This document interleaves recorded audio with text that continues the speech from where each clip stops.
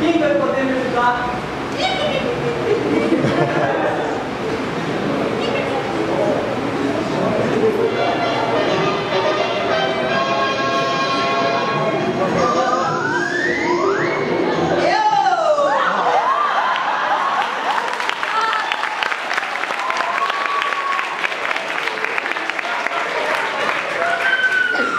Chapolin colorado! Agora, diga-me, jovem, qual é o seu problema?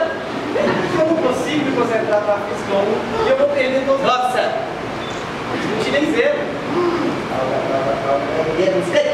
Lembre-se que o Chapolin colorado também já teve problema com os cálculos da física. O que você fez com esse livro? Comprei uma computadora. Mas a verdade é que você não é o único que já me pediu ajuda.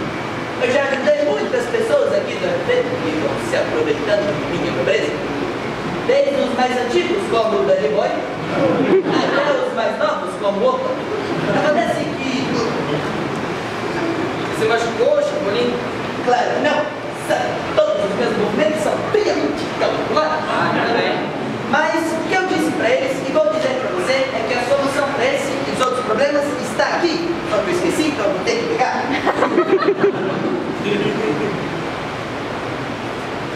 Aqui está.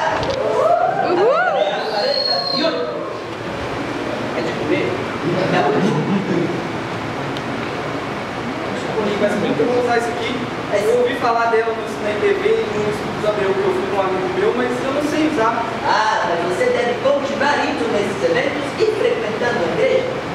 Mas o mais importante é as pessoas no qual eles adoram, servem e falam.